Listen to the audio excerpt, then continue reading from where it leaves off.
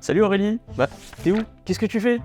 Salut Philippe, tu vas pas le croire, ça y est, j'ai acheté le terrain là dont je te parlais à côté d'Aulnay, je suis trop contente. Regarde. Du coup là, je m'apprête à aller démolir l'ancien bâtiment qui est sur place pour construire mon hôtel particulier. Oula, attention, il y a des règles à respecter. Allez, rejoins-moi au centre de formation, je vais te filer un coup de main. Ok, j'arrive.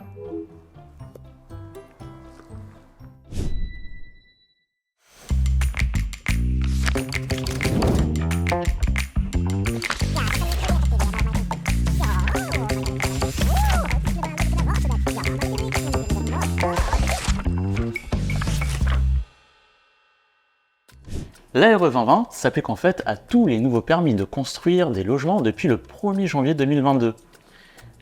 Les logements individuels, le groupement de maisons individuelles,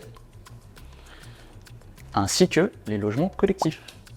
Ah, donc les hôtels ne sont pas concernés. Eh ben si, tous les futurs permis de construire vont petit à petit être concernés par cette réglementation. Tu ne vas pas y échapper. Depuis le 1er juillet 2022, ça a été au tour des bureaux, de l'enseignement primaire et secondaire. Au 1er janvier 2023, tous les projets de logement, quelle que soit leur surface, sont concernés. Et par la suite, ce sera appliqué aux commerces, gymnases, EHPAD, crèches, restaurants et hôtels. Sinon, sur mon terrain, il y a un vieux bâtiment désaffecté que je pourrais peut-être retaper au lieu de tout raser. Je devrais comme ça être plus tranquille avec la réglementation, non? Eh ben non, ça serait vraiment beaucoup trop facile et surtout pas assez exigeant par rapport à l'urgence climatique. Attends, je vais t'expliquer en détail.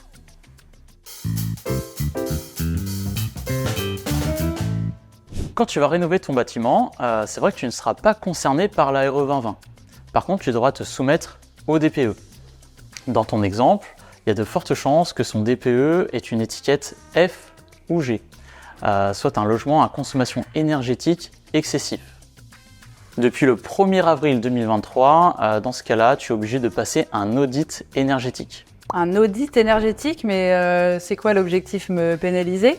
Non, pas du tout. Au contraire, c'est d'identifier les failles de ton logement afin de les corriger et d'améliorer sa consommation énergétique et ainsi de réduire son émission CO2. Via cette politique européenne, on espère éradiquer les logements appelés passoires thermiques et les faire grimper sur cette échelle pour aller le plus possible vers les logements verts. Ça passe aussi par l'interdiction d'augmenter les loyers des logements privés classés F et G. Donc finalement, il n'y a que les particuliers qui trinquent dans cette histoire? Eh ben pas vraiment. Les entreprises ont aussi leur rôle à jouer dans la transition énergétique. Tiens, Aurélie, à ton avis, quelle est la part de responsabilité de ces entreprises dans les consommations d'énergie et des émissions en France en pourcentage?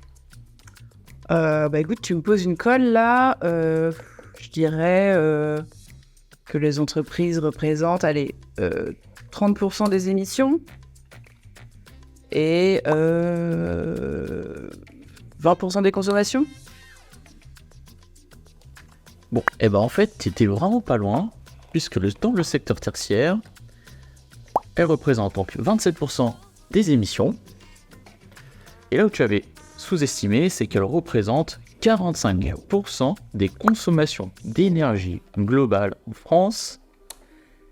Et c'est là que va intervenir le décret tertiaire. Imagine, je suis de la police du décret tertiaire. Et toi, une entreprise dont la surface est supérieure à 1000 m². Ok. Toute entreprise ayant une surface supérieure à 1000 m² fait partie et est soumise au décret tertiaire. Ah mais tu fais erreur, moi je fais pas partie du secteur tertiaire. Hein. Oui, mais tu fais bien plus de 1000 m². Oui, c'est écrit là. Et t'es sûr? Est-ce que t'es vraiment sûr que tu fais pas partie du secteur tertiaire? Bah oui, je fais pas de bureau, donc je fais pas partie du secteur tertiaire. Mais Aurélie, l'hôtellerie, au même titre que l'enseignement ou encore les hôpitaux, font partie du secteur tertiaire. Ah bah ok, pardon, je savais pas. Eh ben ma cocotte, tu vas pas y échapper au décret tertiaire. Objectif de consommation finale d'énergie, moins 40% en 2030, moins 50% en 2040 et moins 60% en 2050. Eh oh, on va se détendre. J'ai saisi toutes les données de consommation des années précédentes, je pense que je suis dans les clous. Hein. En fait, tu peux déclarer tes modulations d'objectifs jusqu'au 30 septembre 2026. Et c'est seulement à partir du 30 septembre 2031 que tu pourras avoir ton contrôle sur le premier objectif de moins 40%. Alors Aurélie, tu te sens plus à l'aise sur l'optimisation énergétique des bâtiments ? Bah écoute, j'ai bien compris qu'il y avait des seuils à pas dépasser, mais comment être sûr de choisir la solution qui va être adaptée à la fois à mon projet et aux normes ? Et bah c'est précisément la raison d'être de cette web-série. Atlantique est là pour t'accompagner dans tes projets en neuf et en réno, mais aussi pour te conseiller sur des projets comme des réseaux de chaleur urbains, des solutions 100% thermodynamiques ou encore des chaufferies hybrides. Bon, mais pour tout ça, on verra une prochaine fois. Ok, bah écoute, j'ai hâte. En attendant, moi j'y retourne. À la prochaine, Philippe. À la prochaine. Ciao.